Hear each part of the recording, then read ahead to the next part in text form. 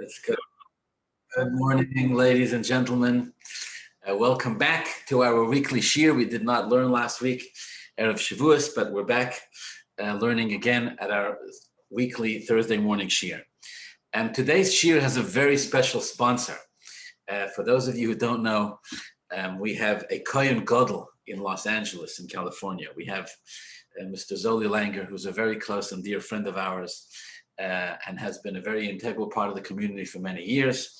Mr. Langer is a survivor, and he is dedicating today's Shiur L'Ilui Nishmas, some of his family members who perished in the Holocaust.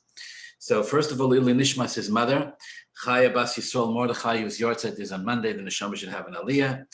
And then for his sisters, for his 4 sisters and 1 brother, Rivka Bas Aaron HaKoyen, Pesel Bas Aaron HaKoyen, Hensha Bas Aaron HaKoyen, Sorafega Bas Aaron HaKoyen, and Shloim Eliyahu ben Aaron HaKoyen. In L'Ilui Nishmasam, in the Zechusim of this learning, their Neshama should have an Aliyah, together with all of his family members, and to the Kohen Gadol, Mr. Langer, thank you for being part of our Shiur. Wishing you and your family, and you in particular, Lange gesund Joren, Lang sollt ihr leben, gesund sollt ihr sein. Brachas for you, and simchas for you, and brachas and simchas for your entire family. All right, this Shabbos we read Parshas Nasso. Parshas Nasso is famous because it is the longest parsha in the Torah. Now, the reason why it is so long is because the Torah describes the sacrifices, the Korbanos, the gifts that were brought by the Nisan, by the leaders of the tribes, for the inauguration of the Mishkan, starting on the first day of Nissan through the 12th day of Nissan. They actually all brought exactly the same thing, and yet the Torah repeats it 12 times, giving us the longest parsha in the Torah with 176 psukim, I believe. All right, giving Parshas Nasso its place, so to speak, in the Hall of Fame of Parshas. It's this part of the Torah, almost everybody knows it off. If you sat through Shul a couple of times, everybody knows it pretty much off by heart, right? Korbanos,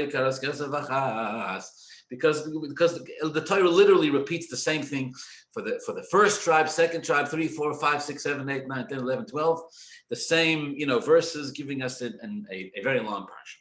All right, I want to study together with you today a Rashi. The Rashi is in Perek Zayin of Chumash Bamidbar, Possuk Yud Ches, Perek Zayin, Possuk Yud Ches. Perek Yud, Possuk Yud Ches and Yud Tes. I'll read the psukim and then we'll go straight into the Rashi. Says the Torah, by Yom HaSheni, on the second day, this is the second day of Nissan, Bais Nissan, the second day of the function of that the Mishkan is functional. Hikriv Nisanel ben Tzuar Nasi Yissachar. So as it was with the first 12 days of the month of Nissan, one of the leaders, one of the Nasim, the princes of the tribes, was honored with bringing gifts and Korbanos to inaugurate the Mishkan, to dedicate the Mizbeach, etc., etc. So on the second day, it was the turn of a Nasi called Nisanel ben Tzuar. He was the prince, he was the Nasi of the tribe of Yissachar. On the first day was the famous Nachshon ben Aminadab from the tribe of Yehuda. On the second day, says the Torah, Hikriv Nisanel ben Tzuar, the Korbanos were offered by Nisanel ben Tzuar, Nasi Yissachar. Possuk Yutes, Hikriv es Korbanai, he offered his sacrifice, Karas Kesafa, the same as everybody else. Karas Kesafachas, a silver dish, Shloishim Meyal Mishkala, it weighed 130 shekel, Mizrach Echad Kesef, 1 silver basin, that weighed 70 shekel, etc., etc. Rashi in Possuk Yutes is perturbed by the double expression in the Possuk, right? Typical biblical commentary wants to know why there's a word that's repeated twice. What's the word? Hikriv. Hikriv means he offered. So in Possuk Yud Ches it says, Hikriv Nisanel ben Tzuar Nasi Yissachar. The sacrifices were offered by Nisanel ben Tzuar, the prince of Yissachar. And in Possuk Yud Tes it says, Hikriv es Korban, he offered a sacrifice. The word Hikriv is twice, says Rashi. Umahu Hikriv based on. Why does the Torah repeat the word Hikriv twice? The question is straightforward. Enfert Rashi explains, as usual with these kinds of nuances in the Possuk, there's a backstory. What's the backstory? The backstory is politics, right? There's only three interesting stories in the world: money, power, and one more, which we're not going to get into. But in this case, it was a political issue. There's a political upheaval behind the scenes. What's the political upheaval? Well, there's 12 days and 12 tribes.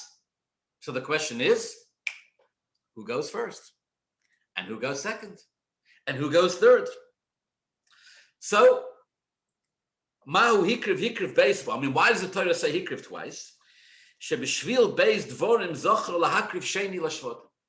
The Torah is alluding to us, and for us, the reason why Shevet Yissachar merited to be the second, preceded only by Yehuda. Yehuda, of course, is the tribe of kings. Preceded only by Shevet Yehuda. Why was it that Yissachar merited to be the second of all 12 to bring the sacrifices to inaugurate the Mizbeach, the altar, and the gifts to inaugurate the temple? Because of two things, and both are alluded to by the word hikriv. Achas, number one, shehoyu yoidim b'Torah. Number one, says Rashi, because Shevet Yissachar, as is well known, were Torah scholars. They were knowledgeable in Torah. Shenemar, as the Possuk says in Divrei Hayomim, umibnei Yissachar, the descendants of the tribe of Yissachar, were yoidei bino lo'itim. They were men that had understanding of the times, which the Gemara explains means yoidim la'aber chadoshim b'shanim. They knew, they were knowledgeable in Torah. They understood the calendar. They knew what they needed to know. They were great scholars. So that's one reason why Yissachar merits to be the second to offer the gifts and the sacrifices. But achas, and another reason, sheheim noshnu eitzel lanasim liisnadev korbanos halol. Because, says Rashi, the members of the tribe of Yissachar, were the ones who had the idea that the leaders of the tribes should bring these sacrifices and these gifts. He says, Rashi, in fact, I found in the teachings of Reb Moshe Hadarshan, my favorite darshan, Reb Moshe the darshan, Reb Moshe the one who explained the Psukim, Omra Pinchas ben Yori, who quotes in the name of this one of the sage of the Mishnah, Nissan ben Tzuor, he says, Reb Moshe Hadarshan says, in fact, it was Nissan ben Tzuor himself, the leader of the tribe of Yissachar, Hision Eitzazu, who gave them this idea. So what does Rashi mean? Actually, this whole business, this whole thing of the leaders of the tribes bringing gifts and offering sacrifices the first 12 days that the Mishkan is functional, this was not an instruction that came from Hashem. Nowhere did Hashem tell Moshe or anyone that it should be done this way. It was the Nesiim, it was the leaders themselves who had the idea and took the initiative and came forward and did it. Hashem told Moshe, Kach me'itom. Hashem told Moshe to accept it.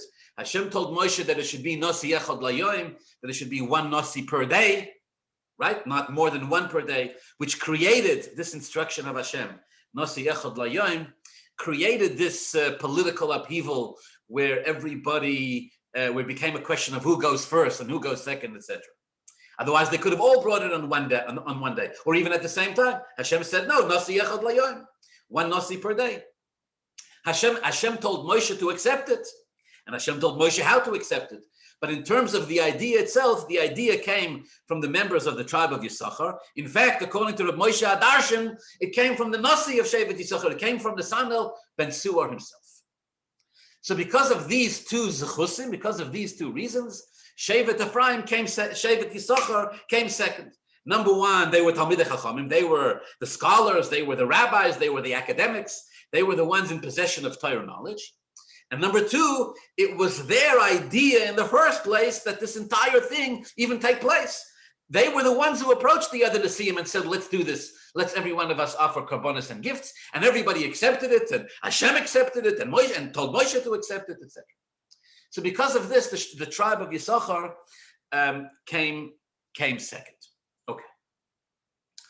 Rashi doesn't I just want to add something parenthetically. Rashi doesn't really explain how these two ideas are alluded to in the word hikriv. We understand the Torah says hikriv twice. So Rashi says there are two zechusim b'shvil beis dvorim zochu. They had these two zechusim, that's why they were zocher. Rashi doesn't really articulate how it's seen in the word hikriv, but if I dare say, probably it's very obvious.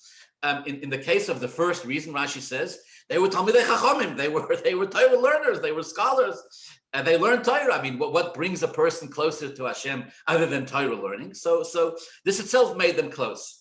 And the second thing Rashi says is that this whole business of bringing the sacrifices and the gifts was their idea. So again, we hikriv, the offering up of the sacrifices, hikriv from the expression of Korbanos, it applies to them because they took the initiative on this. Okay. Ad kan, until here, pretty simple and straightforward. Very nice Rashi. Very nice, very well explained. Very interesting also. Interesting to note that of all the people, of all the tribes, of all the Jews, it was the tribe of Yissachar, and particularly Nissan ben Tzuar, who had this idea that the leaders should take the initiative here and go first, and bring these gifts and korbanos. All right, all beautiful. Only one problem, as usual, right? There has to be one problem. Otherwise, I don't get paid. So only one problem. What's the problem? Well, the problem is actually pretty simple. You see, if Yissachar is so great, if they're so amazing, that, number one, they are the Torah scholars. They're actually the Rabbonim, the Rosh Yeshivas, the Talmidei Chachomim, the scholars of the nation. And in general, and in this case specifically, the whole thing is their idea. Then why aren't they first?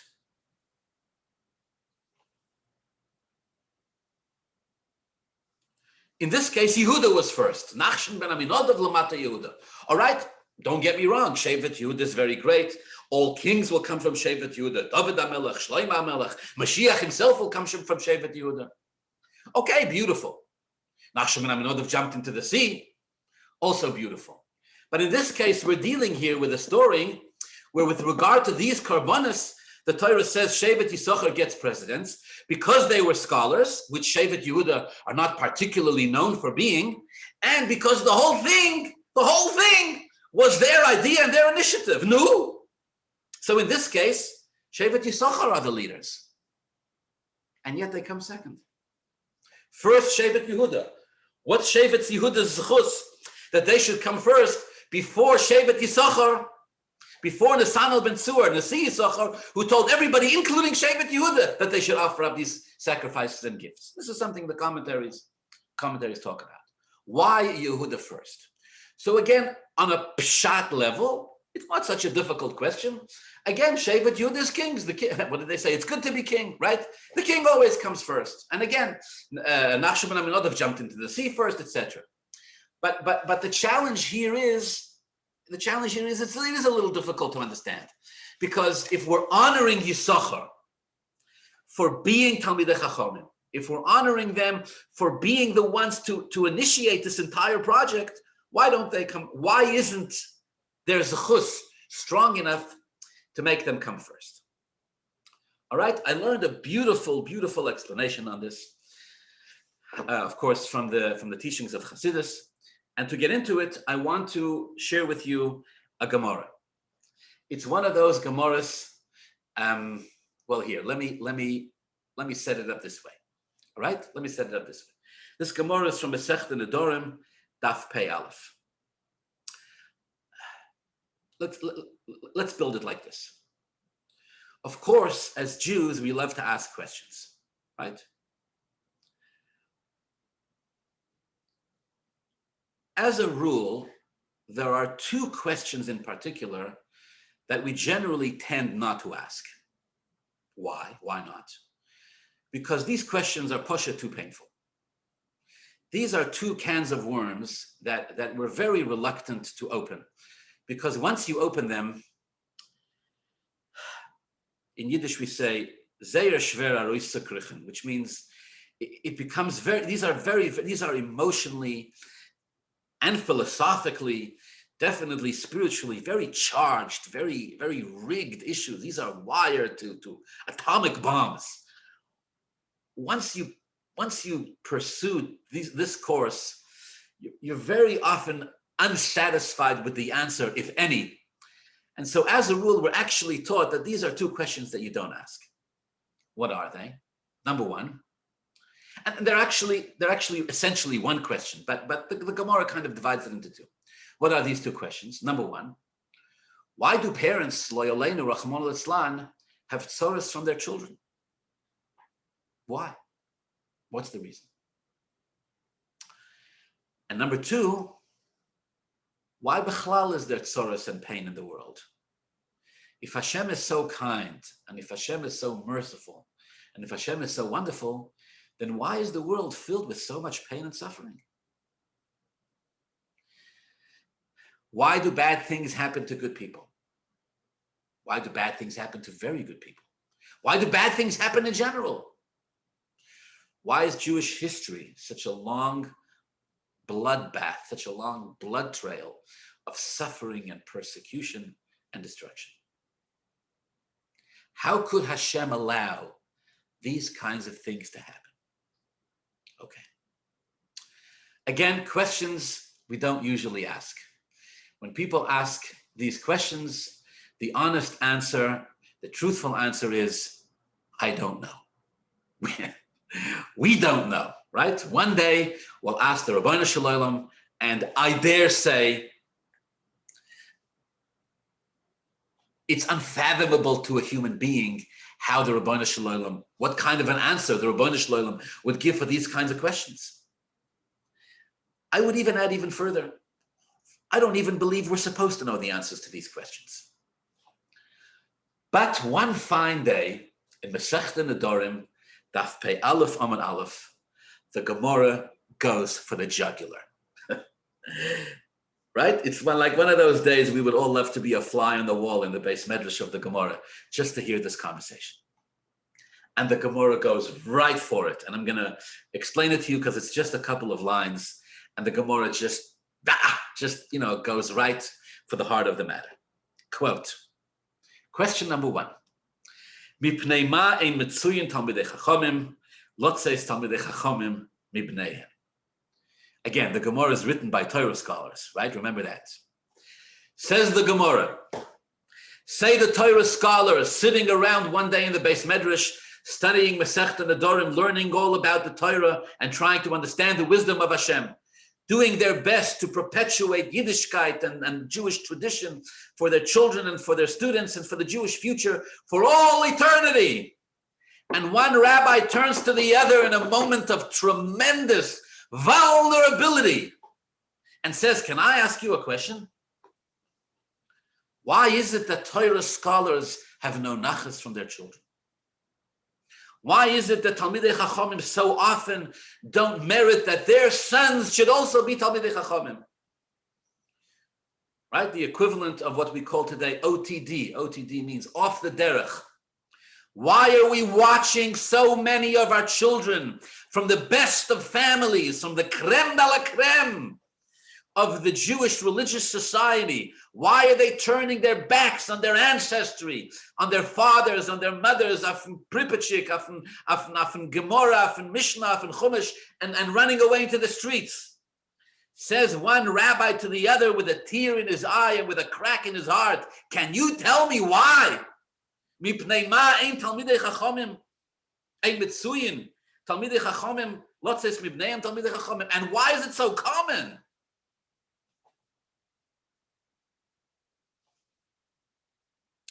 Don't they also deserve to have nachas from their children? Why is Hashem withholding this bracha from them? No less than 5 answers are proposed from the Gemara, are proposed by the Gemara. Listen carefully, open your hearts. Number 1 says the Gemara, Shelo yoimru Torah Yerusha Hilohem. So that they should not say that Torah learning is an inheritance and it goes from one generation to the next automatically. Let nobody think that Torah is inherited automatically, answers the Gemara. Who would be tempted to think this way? Well, the commentaries say the scholars and the people. The scholars, if they watch their own sons grow up to be Talmidei Chachomim, would say, look at this. Torah is in our family. It would create a sense of arrogance. It would create a sense of entitlement. Right? Look at this. I'm a scholar. My son is a scholar. The Torah is a Yerusha. There's something automatic inherited by Torah learning. Hashem wants no Jew and no scholar to think that being a scholar is inherited automatically. It is not. You're a scholar, you're a Talmid Chacham, good for you. Your son's back to square zero. And Hashem doesn't want the rest of the Jewish nation to look at a family of scholars and say, look at this. The father, the son, the grandfather, the great-grandfather, they're scholars. What chance do the rest of us have? Oh no, says the Gemara. In order to be sure that nobody thinks that this is some kind of rite of passage, that there are royal families when it comes to Torah learning, Hashem sees to it that scholars often do not have this blessing, that their sons are scholars too. That's number one. Number two, says the Gemara, Kedei shelo yisgadru ala tzibur, so that they should not assert themselves over the community. If they watch their sons become Talmidei Chachomim as well, it would once again, it's a similar answer, it would create a sense of entitlement, or it would create this phenomenon where there are these royal scholarly families, and they would then impose themselves over the community. Hashem says, I'm not giving you this bracha of watching your sons become scholars. I'm afraid of what it'll do to you, right? Like people who win the lottery. Sometimes does tremendous damage to them and their lives and their families and everything involved. Hashem says, if I make your sons, if you're a scholar and your sons are scholars, you're going to impose yourselves over the community. You're going to start to think of yourselves as greater than. Hashem says, and I won't allow that. That's answer number two. Answer number three, Mar Zutra says, no. Hashem is not withholding their children from being scholars lest they impose themselves on the community, but rather reason number three. You know why scholars don't merit to have that kind of nachas from their children? Because they impose themselves on the community. It's not a fear or concern that something might happen. It's a reality that does happen. And that's why Hashem says, as a repercussion, as a punishment, if you will, Hashem says, I'm not going to let your children follow the same path as you. Rav Ashi says, the Gemara says, quote, Mishum dekori le'inshi chamore, because they refer to people as donkeys. Scholars are often disrespectful of non-scholars.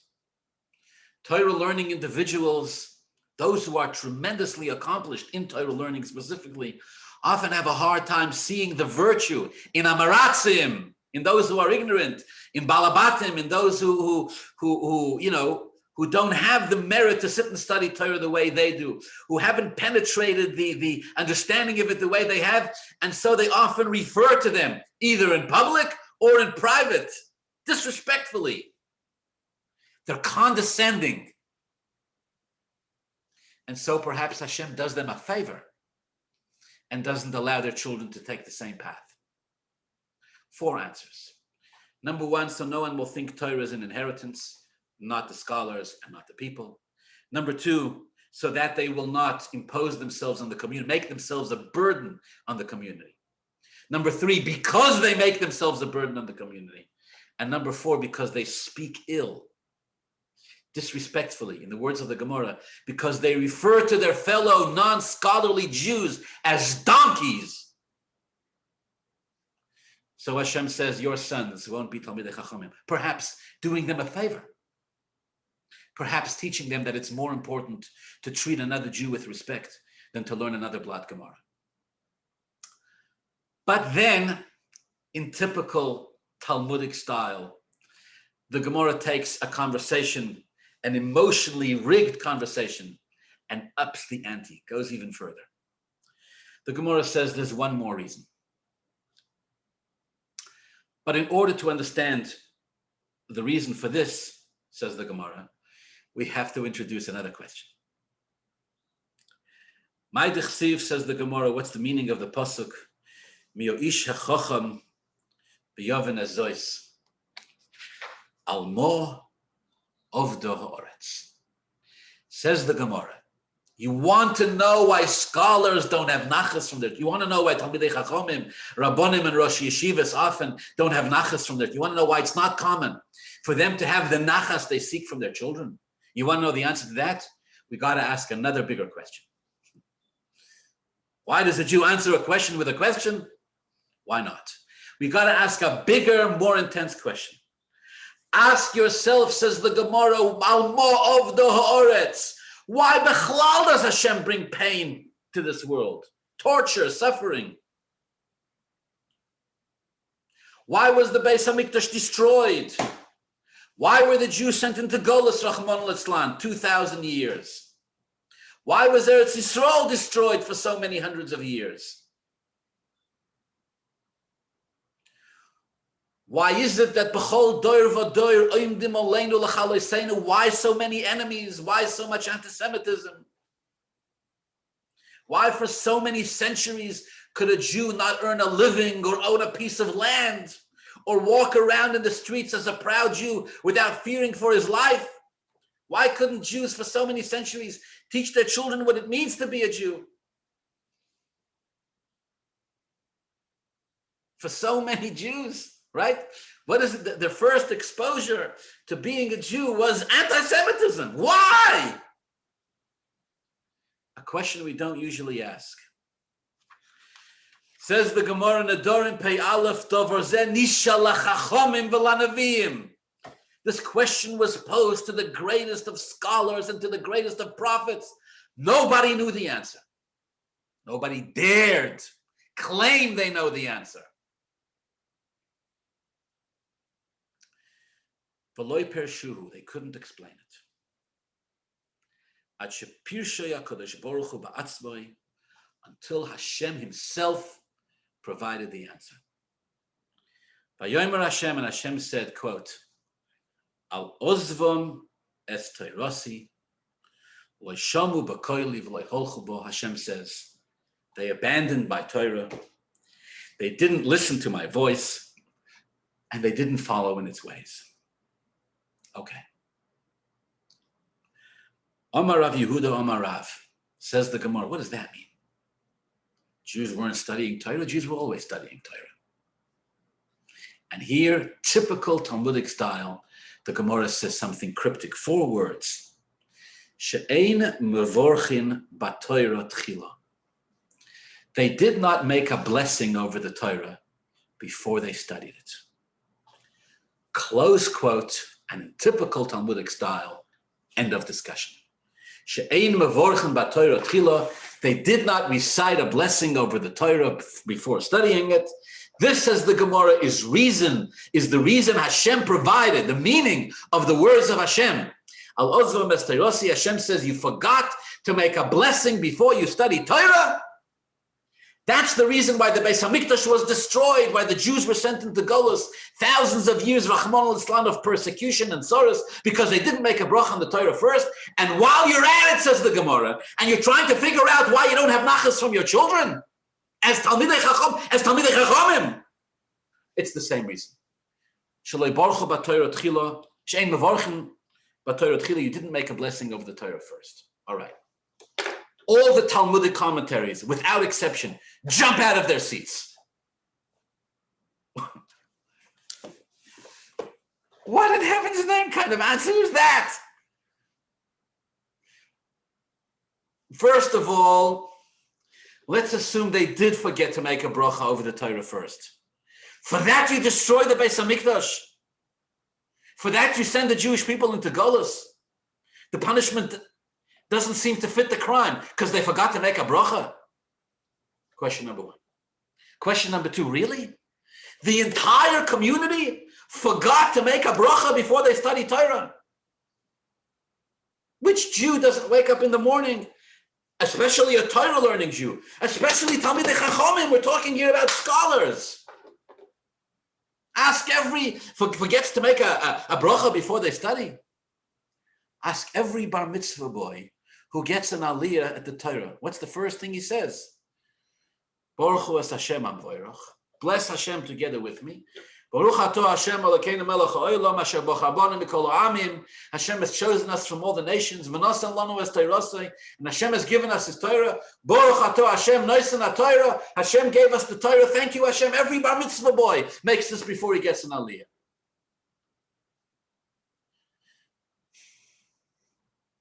Now, of course,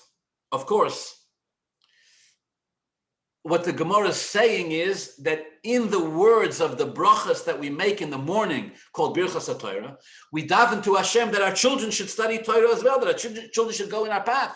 B'niyah anachnu v'tzetzoeinu, us and our offspring, v'tzetzoi tzetzoeinu, and our offspring. They should all learn Torah, and they should learn it lishma, etc.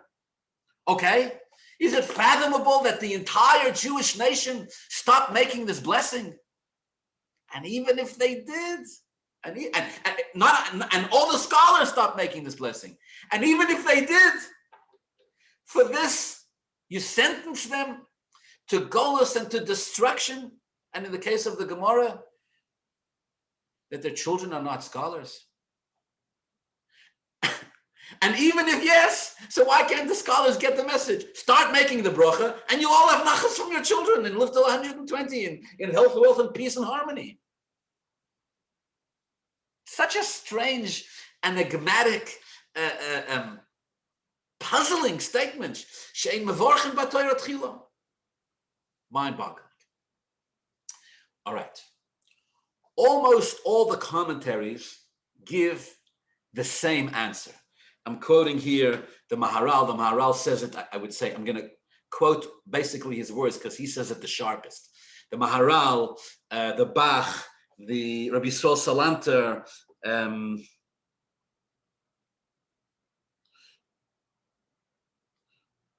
the Bais Halevi, almost all give, they give the answer. It's basically almost along the same lines, right? The Rosh Hashivas used to like to say, when you travel on solid roads, when you travel on well-paved roads, you meet other travelers as well. In other words, when you give an answer, when you give an explanation which is correct and which is healthy and which is gruntig and glatt, which is well-founded and smooth, so you find other travelers, meaning you'll encounter others who explain it the same way. I would say the vast majority give basically, they explain the Gemara along the same lines. They all say the Gemara doesn't mean that they didn't make the bracha.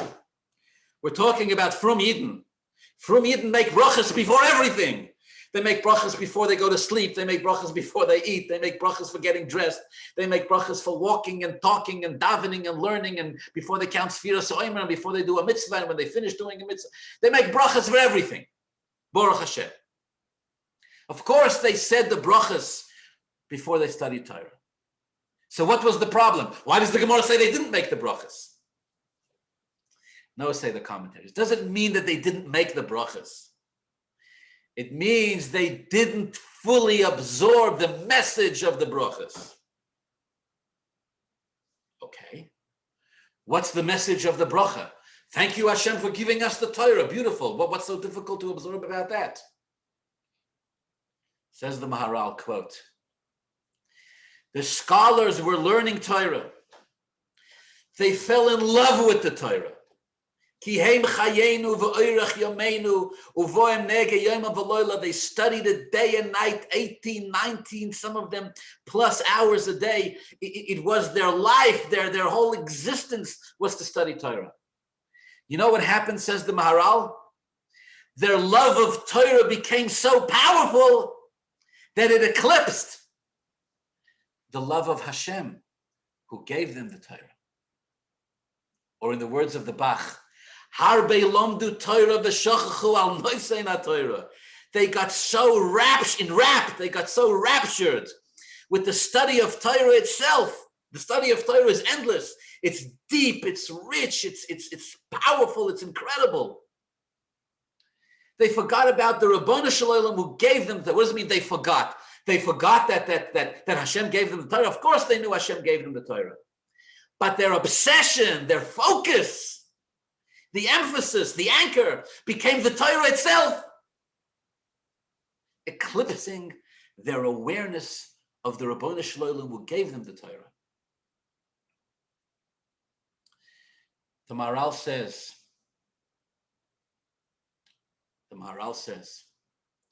a person can only truly, ultimately, be obsessed with one or the other.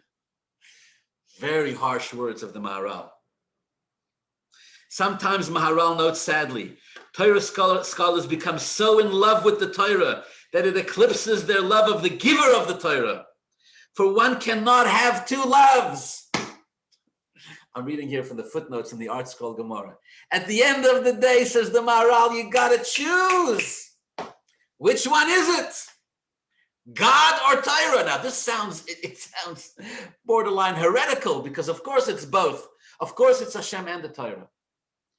Yes, but as much Torah as you learn, as much as you fall in love with Torah, in the end, your ultimate obsession, your ultimate focus has to be on Hashem, even above the Torah.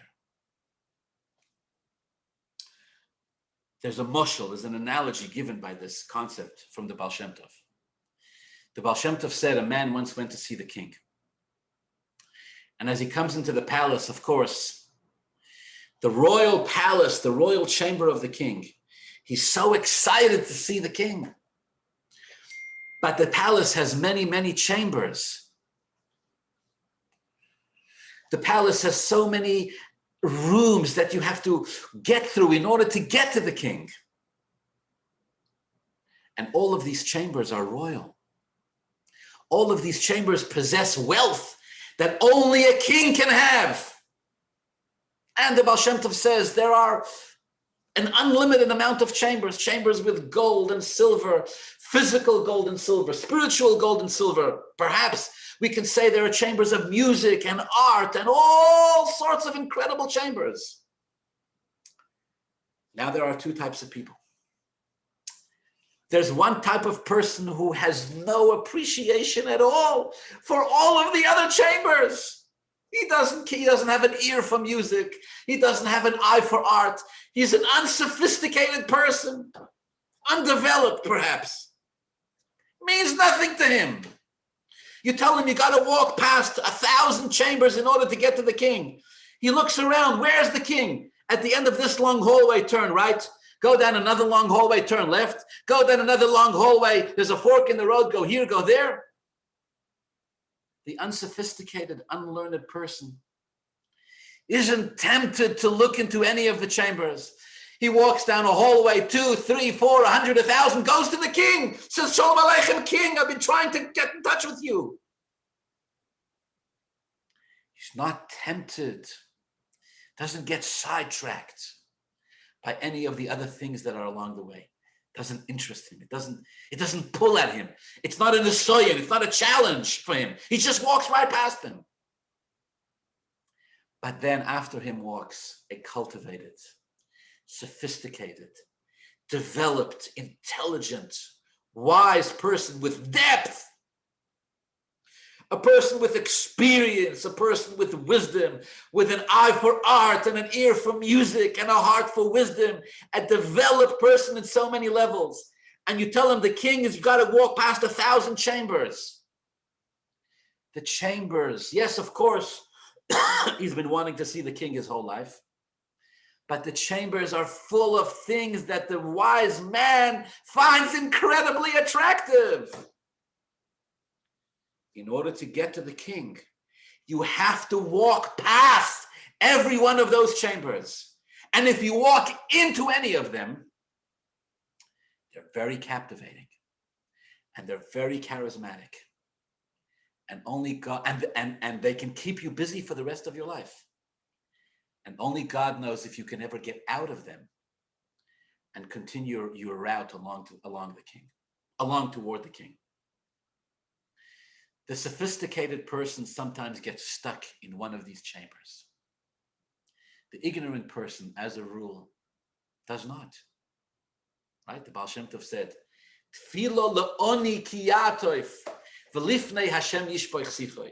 A poor man wraps himself in a talus and goes and pours out a speech to Hashem. Says the Baal Shem Tov, he's not poor in a negative sense. He's poor because he's not interested in anything else. He doesn't have anything else, and he doesn't want anything else, and he wants to talk to Hashem. And so he stands before the king, the Rabban Shalom, and says, Rabban Shalom, I don't want anything else. I want a relationship with you. I want to talk to you.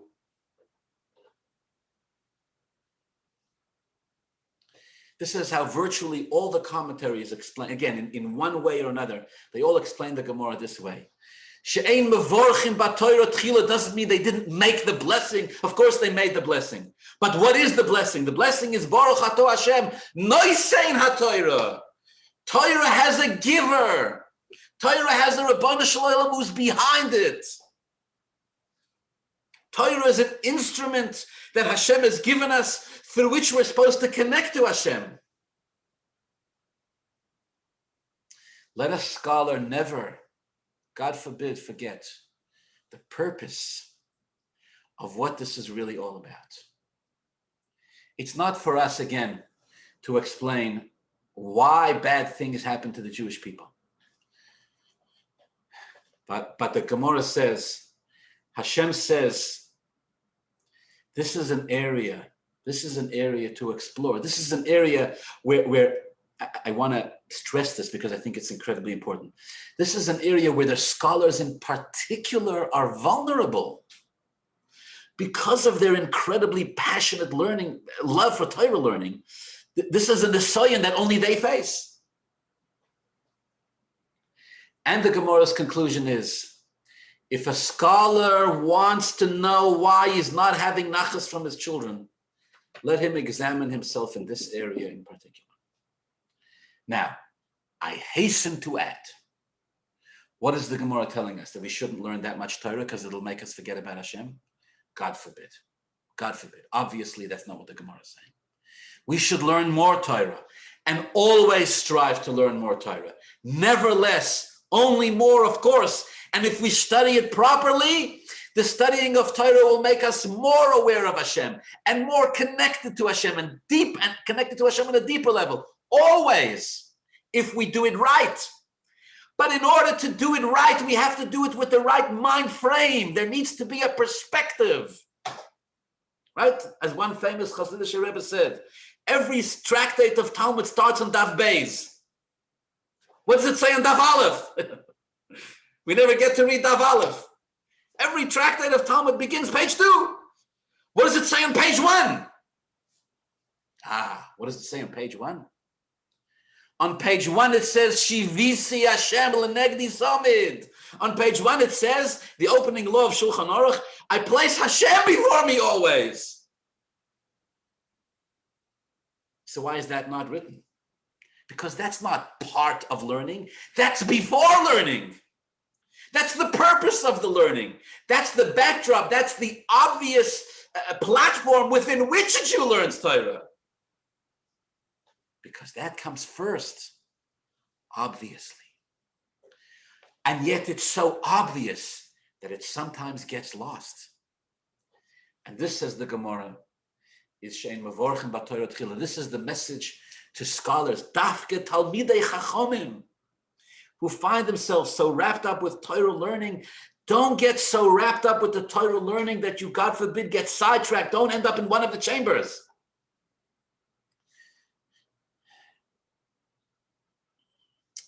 Your children may not follow along in this path. What's the difference? Right? What's the difference? Whether a person studies Torah this way or that way. Perhaps in the Torah study itself, it looks, at least superficially, it looks the same. Two scholars studying Torah. They're both learning about an ox and a sheep.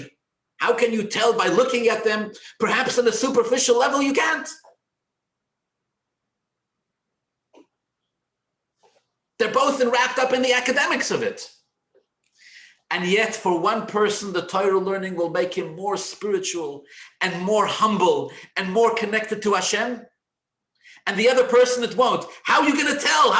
The Gemara says, maybe you can't, but you know where you will be able to tell. Look at the children. Look at the children. What do the children see? Because children see the truth. I once heard a rabbi say something so nice. He said something so beautiful and profound. He said, what's this business on Pesach night? The father hides the afikomen and the children go find it. So what does that mean? Right? What does that mean? Father hides the afikomen. All right, so the father hides the afikomen because he doesn't want the children to take it. The children take it because they know that if they have it, they can blackmail their father to give them, a new bicycle or a new. Today kids don't ask for bicycles and pens. Today they ask for, a new Tesla or a new pony or God knows what. They want to find the afikomen so they can blackmail their father. All right. But this guy said something very smart. He said, those things that the parents hide, the little inconvenient truths that parents shove under the rug, the stuff we don't want anybody to know, and definitely not our children, our struggles, our imperfections, the stuff we're hiding it from our children, or more importantly, we're hiding it from ourselves. We don't want to deal with it. That's the stuff the children are going to sniff out. And they're going to find it, and they're going to expose it. And that's what they're interested in. And the parent says to the child, I don't understand. I'm giving you so many fantastic drushes. Why aren't you listening to my drushes? Because the kid doesn't give a hoot about your drushes. The child is not listening to what we're saying. The child is listening to what we're not saying. Because that's what intrigues the child. What are you burying? Where are you hiding it? That the children will always find.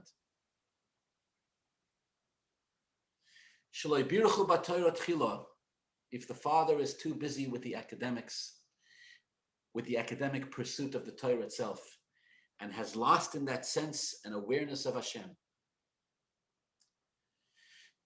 the children will not acquire it. The children will not take it over.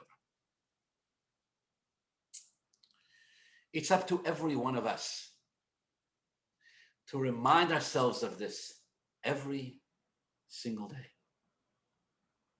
And I want to also add this. It is human nature that when we're involved in something, especially when something is detailed and specific, especially when there's so much, our lives, Baruch Hashem, are so busy, it is human nature that we can get so lost in the trees that we forget to see the forest. Or we can't see the forest. It is human nature that we can get so lost in the details of our lives that we forget the point.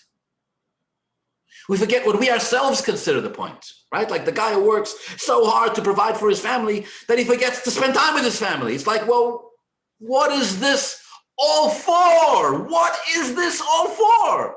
What are we living for? What are we doing here? The Gemara dares say that this can be true in Torah learning as well. A person can get so wrapped up in Torah learning that they forget what the Torah learning is for. And they forget about the Baruch Atah Hashem, Nissan Torah. Harbe lomdu Torah, v'shochachu al Nissan Torah. All right. Let's finish the Shiur. Let's go back to Rashi in Parshas Nasso. Rashi says, Shevet Yissachar, were the scholars. They were the Talmidei Chachomim. They were the Rosh Yeshivas. They were the Rabbonim. They were the Torah leaders of the entire community. They were the ones whose idea it was that the Eretz Yisroel should bring Korbanos and sacrifices, l'chanukas hamishkan, l'chanukas hamizberach, and everybody said the Rosh Yeshiva gave such a fantastic idea. Everybody ran to follow it. All right. Nissan ben Tzuor, the greatest Rosh Yeshiva himself in the days of Moshe Rabbeinu, he told the Nesiim, let's not repeat the mistake that we made with the dedication of the Mishkan, right? When they collected the materials for the Mishkan. Let's be first. Let's do it. Let's bring Korbanos that we weren't instructed to by Hashem. And Hashem said, this is amazing. Kach mehitom, accepted from them. Beautiful. And yet, when it came time to actually bring the Korbanos, Yissachar said, Yehuda is going first. I wasn't there. But I'll bet that when Yissachar said that, or when the Rabbi Shalom said that, or when Moshe Rabbeinu said that, I'll bet everybody's mouths hit the floor. What? Who dares go before the Rosh Yeshiva himself? Who dares go before the Rav? Before the person whose idea it was to bring these Korbanos in the first place. Nachshon ben Aminadav. Who says Nachshon ben Aminadav was a scholar? We know he wasn't afraid of water. But who said he was a scholar? Who said he was a Talmidei Chachomim? Who said? I'm not saying he wasn't, but who said he was? And even if he wasn't Shevet Yissachar. And yet, Shevet Yehuda goes first. Nachshon ben Aminadav. Why? Because Yehuda is the one Shevet whose name carries Hashem's name. Yud Kei Vav Kei. There it is. Yehuda is the one who, when he was born, his mother says, Hapam oide es Hashem. This time I will thank Hashem. And Yehuda is the one who had the Mesiras Nefesh to go into the water first. Yes. Because Hashem always comes first. And Yehuda the father of kings, whose job it was to father Mashiach himself, was the one Nasi whose job it was, as his name indicates, to be the transparent conduit, to be the one that represents, without any other agenda, the presence of Hashem. Daf Aleph, if you will. And so without dispute, pretty much, Yehuda goes first. No, not because he claimed any zechus other than just his existence, which serves the purpose, which serves the function, as the father of kings, to be the most humble, most nullified, and the one who reflects, again, without any other mission. Shevet Yissachar's job, that was their mission. Their mission was to be Torah scholars. Before every time you study Torah, you have to make Birchas HaTorah. Birchas HaTorah is Shevet Yehuda. Hapam oides Hashem. It's the Torah's way of reminding us. You know, the halacha says, all of us, when we daven Shemona Esrei, we bow 4 times. We bow when we get up. We bow when we get up.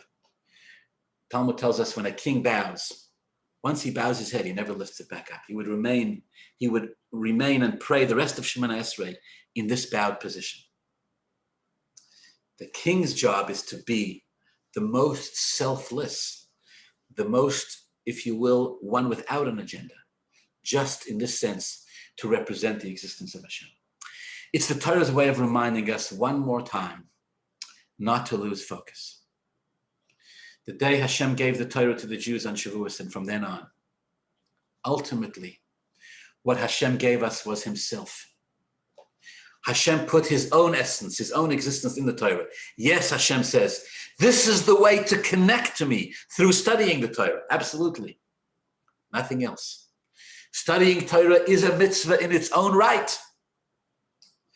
But every single morning when a Jew wakes up, even if they're going to spend hours a day studying Torah, they're going to close their eyes and look into a siddur